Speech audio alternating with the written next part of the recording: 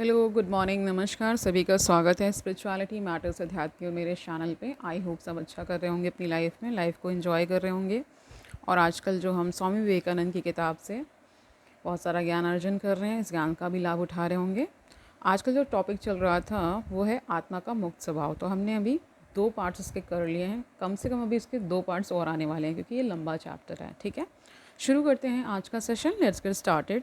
तो देखिए, यदि हम सहर्ष देह में जड़ और अन्यान्य रोग उत्पन्न कर ले रहे हैं, है ना, बहुत सारे भोग करते हैं ना, क्योंकि तो उससे देखिए भोग से ही रोग भी आते हैं। ठीक है, तो वही कह रहे हैं। तो और लक्ष्य देह में हम स्वास्थ्य संभोग कर रहे हैं। ठीक है, यदि सहर्ष देह में हम उपवास करें तो अन्य सहर्ष देह में प्रचुर परिणाम में आहार कर रहे हैं। यदि सहर्ष देह में हम दुख भोग करते हैं तो सहर्ष देह हम सुख का भोग कर रहे हैं। कौन किसकी निंदा करेगा, कौन किसकी स्तुति करेगा, किसे चाहेगा, किसे छोड़ेगा। तो जब ये एकत्व भाव आ जाएगा तो यही प्रश्न रहने वाला, कौन किसको छोड़े, कौन किसके पास रहे। हाँ, हम किसी को जानते भी नहीं हैं, किसी का त्याग भी नहीं करते, क्योंकि हम समग्र ब्रह्मांड स्वरूप हैं। हम ही अपनी स्तुति कर रहे हैं, हम ही अपनी निंदा कर रहे हैं। हम स्वयं के दोष को स्वयं कष्ट पा रहे हैं, और हम जो सुखी हैं वह भी हम निज की इच्छा से, हम स्वाधीन हैं। यही ज्ञान का भाव है। वे महासाहसी भयहीन निर्भीक हैं। समग्र ब्रह्मांड नष्ट क्यों ना हो जाए, वे हंसकर कहते हैं, उसका कभी अस्तित्व ही नहीं था। यह केवल माया और भ्रम है। ठीक है, भ्रम मात्र है।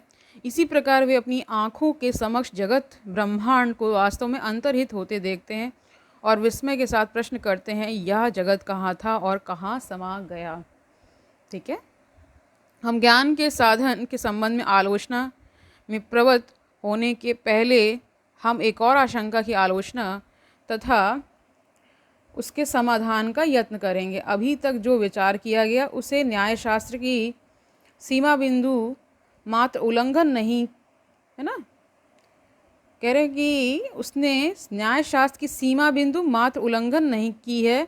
यदि कोई व्यक्ति विचार में प्रवृत्त हो तो जब तक वह सिद्धांत न करे कि एकमात्र सत्ता ही वर्तमान है और समग्र कुछ भी नहीं, तब तक उसके ठहरने का उपाय नहीं है। युक्तिपरायण मानव जाति के पक्ष में इस सिद्धांत का अवलंबन करने के अतिरिक्त और कोई गति नहीं है। किंतु इस क्षण प्रश्न यह है कि जो असीम, सदा पूर्ण, सदा आनंदमय, अखंड सच्चिदानंद स्वरूप है, वे इन सब भ्रमों के अधीन किस प्रकार है ना, ये सारे प्रश्न कर रहे हैं। यह प्रश्न ही जगत में सर्वत्र सब समय जिज्ञासित होता आ रहा है। साधारण प्रचलित रूप से प्रश्न इस प्रकार किया जाता है, इस जगत में पाप किस प्रकार आया, ये भी प्रश्न कर रहे हैं। प्रश्न का यही प्रचलित और व्यवहारिक रूप है। दूसरी उसकी अपेक्षा अधिक दार्शनिक रूप है, किंतु उत्तर एक ही है। नाना रूप से, नाना भाव से, नाना प्रकार से या एक ही प्रश्न जिज्ञासित हुआ है, किंतु निम्नतर रूप से प्रश्न करने पर उसकी ठीक मीमांसा नहीं होती। क्योंकि सेब, सांप और नारी की कहानी, यह कहानी बाइबल के ओल्ड टेस्टामेंट में है। ईश्वर ने आदि नर आदम और आदि नारी ईव का सृजन करके उन्हें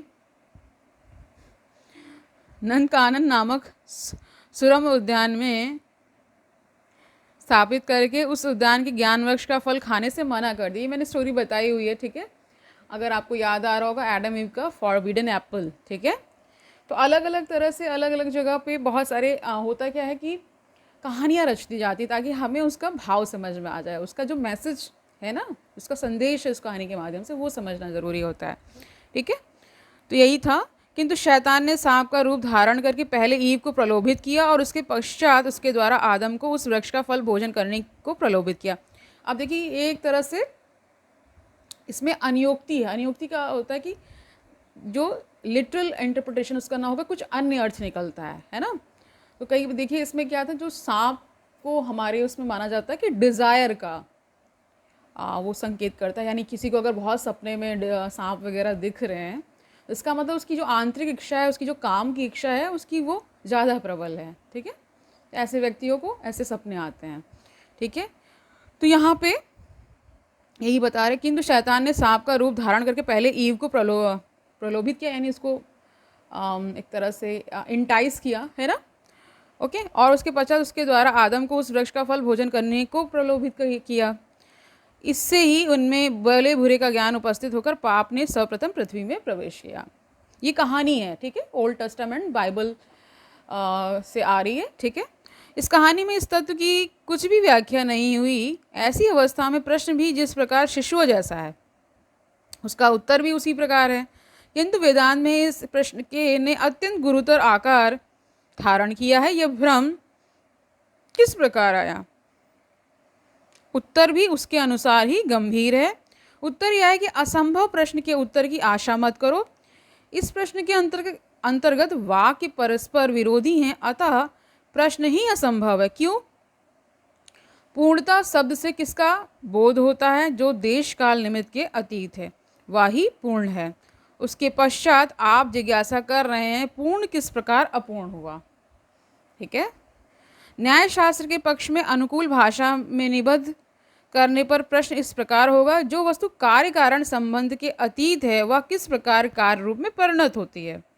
कारण के अतीत, देखिए होता क्या है कि हम जब इंक्वायरी कर रहे होते हैं ना, तो बहुत सारे प्रश्न मन में आते ही आते हैं। अब जैसे मान लीजिए बच्चा छोटा होता है, तो है ना, तो माँ बाप उसके जन्म के संबंध में बहुत सारी कहानियाँ बता देते थे कि मतलब तुम ऊपर से आए, तुम ऊपर से गिर गए, या तुम कहीं भगवान ने ऊपर से दिया और हमने कैच कर लिया। इस तरह की हम बहुत छोटी, क्योंकि उनकी बच्चों का जो समझने का जो स्तर है वो बहुत अभी विकसित नहीं हुआ होता, तो उसी तरह हम कहानियाँ गढ़ते हैं, है ना। बच्चों को ये भी बता देते हैं कि सीड मत खाना वरना पेट में पेड़ उग आएगा। तो इस तरह की चीज़ें कि बच्चे इस प्रकार के प्रश्न पूछते हैं। उसी प्रकार यहाँ पे भी जो वेदांत दर्शन है वो बहुत मैच्योर दर्शन है। उसके अलावा जो इर्द गिर्द आपको कहानियाँ मिलती हैं, है ना, और भी वो जो दर्शन विकसित हुए वो थोड़े से नन्हे दर्शन हैं। क्यों हैं? क्योंकि देखिए हम बेसिक से ही शुरुआत करते हैं ना, एडवांस की तरफ जा रहे हैं कि स्टार्टिंग तो ABCD से ही शुरू होती है किसी भी विषय का हो। तो उसी तरह यहाँ पे भी है कि जो ये लोग प्रश्न पूछते हैं, अन्य जो लोग हैं जो वेदांती नहीं हैं, उसके अलावा जो बहुत सारे लोग हैं, है ना, बहुत सारे प्रश्न पूछते हैं, जादू टोना से रिलेटेड प्रश्न पूछते हैं, और बहुत उनकी जिज्ञासाएं इस प्रकार होती है कि चमत्कार हो जाता है इस तरह से ना। तो ये कारण उसका ये है कि हम सब क्योंकि उसके प्रति सम्मोहित होते हैं। आपने एक इंग्लिश का एक शब्द सुना होगा, हिप्नोसिस, है ना।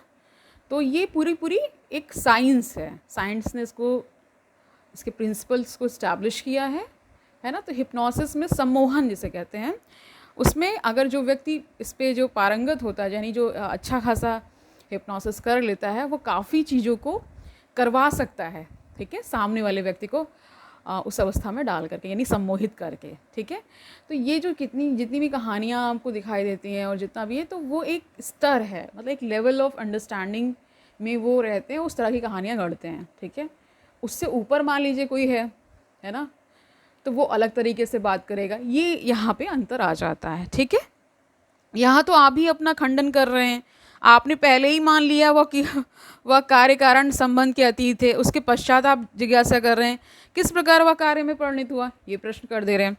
कार्य कारण संबंध यानी कॉज एंड इफेक्ट का जो रूल है कि सीमा के भीतर ही केवल प्रश्न जिज्ञासित हो सकता है। जितनी दूर तक देश काल निमित्त का अधिकार है, उतनी दूर तक यह प्रश्न करना ही निरर्थक है, क्योंकि प्रश्न न्यायशास्त्र के विरुद्ध हो उठता है। देश काल निमित्त की सीमा रेखा के भीतर किसी काल में उसका उत्तर नहीं दिया जा सकता, तथा उसके अतीत प्रदेश में जाने पर क्या उत्तर प्राप्त होगा यह वहाँ जाने पर ही जाना जा सकता है ना। तो देखिए यहाँ पे थोड़ा सा समझ लीजिए, यहाँ पे देखिए इससे ये निकाला जा सकता है अर्थ कि जो व्यक्ति, जो विद्वत जन उस स्थिति में पहुँचे हैं, उन्होंने अपना बता दिया, क्योंकि हम उस स्थिति में अभी हैं नहीं, तो हमें वो काल्पनिक लगता है, या ये समझते हैं कि ये तो ऐसे ही बता रहे होंगे। ऐसा नहीं है। इसको इस तरह से समझिए कि आप कभी विदेश ना गए हों, या अपनी कंट्री से कहीं बाहर गए ही ना हो, और आप ये मानकर बैठे हो कि बस यही कंट्री है, यानी इंडिया ही केवल है, उसके अलावा तो कुछ हो नहीं सकता। तो ये मान्यताएं हैं। जब आप पूरी तरीके से ज्ञान अर्जन करेंगे, वर्ल्ड का मैप देखेंगे, तो जानेंगे कि इंडिया एक छोटा सा पार्ट है वर्ल्ड का, है ना, छोटा सा कंट्री है, 7th लार्जेस्ट कंट्री है फिलहाल तो, है ना, लेकिन उससे आगे भी तो 6 कंट्रीज़ हैं एरिया वाइज में, कि वो उससे आगे हैं, ज़्यादा एरिया है उसका, ठीक है। तो ये सारी चीज़ें आ जाती हैं यहाँ पे। जैसे कई लोग धर्म का ही अलग अलग अर्थ निकालते हैं, धर्म के नाम पे बहुत सारा जादू टोना फेमस हो जाता है, बहुत सारा अंधविश्वास फेमस हो जाता है। क्यों हो जाता है? क्योंकि हमारे अंदर जो मैं बैठा हुआ है, जो अहम बैठा हुआ है, वो ऐसी चीज़ों में थोड़ा सा पुष्टि ज़्यादा पा जाता है ना, उसको आनंद आने लगता है। जैसे ही आप क्योंकि कुछ जिज्ञासाएं ऐसी हैं जिसके प्रति हम बहुत आसक्त हैं। जैसे मान लीजिए कहीं कुछ भूत प्रेत का डिस्कशन होगा, कोई वीडियो आप भूत प्रेत पे डाल दीजिए, देखिए कितना वो वायरल हो जाता है ना। इसीलिए तो जो जितनी हॉरर मूवीज़ हैं उतनी फेमस होती हैं, है ना। देखा होगा आपने, हिंसा का एक अलग लोगों को आनंद, जो हिंसक व्यक्ति हैं उनको देख, जो हिंसा टीवी या पर्दे पर चल रही होती है, उससे उनको वो प्लेजर मिलता है ना। जैसे प्लेन एंड प्लेजर का कॉन्सेप्ट आता है क्रिमिनोलॉजी में, जिसे हम कहते हैं हीडोनोस्टिक प्रिंसिपल, ठीक है। तो उसमें भी बहुत सारी चीज़ ऐसी होती है कि जो क्रिमिनल्स होते हैं वो दूसरों को पेन देने के बाद बहुत अच्छा महसूस करते हैं। जैसे बहुत सारे शोध हुए हैं, बहुत सारे एक्सपेरिमेंट्स हुए हैं कि बहुत सारे पर्सपेक्टिव्स रखे जाते हैं, बहुत सारे स्कूल्स हैं इसके। जैसे उसमें एक सोशियोलॉजिकल स्कूल भी है ना। इसी तरीके से जब कोई भी ज्ञान जब विकसित हो रहा होता है तो उसमें बहुत सारे चरण आते हैं। वैसे यहाँ पे भी है, इस ज्ञान, जब आत्मा का हम मुक्त स्वभाव जान रहे हैं, विवेकानंद के द्वारा जान रहे हैं, क्योंकि वो वेदांती है, वो इसलिए वो इस तरह से प्रस्तुत कर रहे हैं। अगर आप किसी और व्यक्ति से पूछेंगे, सांख्य दर्शन वाले से पूछेंगे, तो वो अलग तरीके से बताएंगे, है ना, ठीक है। इसीलिए सबका सम्मान होना चाहिए। आपको जो प्रिय लगे उसको आप ग्रहण करिए, उस पर चलने की कोशिश करिए, ठीक है। कह रहे हैं इसलिए विज्ञ व्यक्ति इस प्रश्न के उत्तर के लिए विशेष व्यस्त नहीं होते। जब लोग पीड़ित होते हैं तब किस प्रकार उस रोग की उत्पत्ति हुई यह पहले जानना होगा। इस विषय में विशेष हट ना करके रोग उस जिससे मिट जाए उसी के लिए प्राणपण से यत्न करते हैं। जैसे मान लीजिए आपको कोई रोग हो जाए, तो आप पहले उसके इलाज और उसको दूर करने की कोशिश करेंगे ना। ये तो थोड़ी ना बैठ जाएंगे कि उसे पूरी शुरू कर देंगे कि कहाँ से आया क्या हुआ, नहीं, पहले ठीक होंगे और फिर उसके बाद हम बहुत सारी चीज़, जिज्ञासाएं अपनी जो भी उठी थी उनको जान लेंगे। भाई कोविड हुआ लोगों को, तो पहले क्या ये हुआ कि पहले इसको ठीक करना है ना, बाकी सब बाद में देख लेंगे, बाकी सब जो चीज़ें हो रही थी, इसलिए सारी चीज़ें रोक दी गई थी। भाई हेल्थ है तभी तो हम जी पाएंगे, तभी तो बाकी सारी चीज़ें कर पाएंगे, इसलिए ऐसा किया जाता है। तो आपको भी प्रायोरिटाइज़ करना पड़ता है। मतलब एक तरह से आप ये समझिए ना कि अभी कल ही मैं शायद रात को देख रही थी, शारदा यूनिवर्सिटी में फिर से एक सुसाइड हुआ। उसने तंग आकर के, मैं इस प्रेशर को झेल नहीं पा रहा हूँ, मैं तनाव को झेल नहीं पा रहा हूँ। कारण इसका यही आ गया है कि हम सब बहुत फ्रेजाइल हो चुके हैं। फ्रेजाइल मानसिक लेवल पे हो चुके हैं, तो शारीरिक लेवल पे भी हो ही जाना, क्योंकि ये इंटरकनेक्टेड है। मन से शरीर पे आता है, शरीर से मन पर जाता है, ठीक है, ये जुड़ा हुआ है।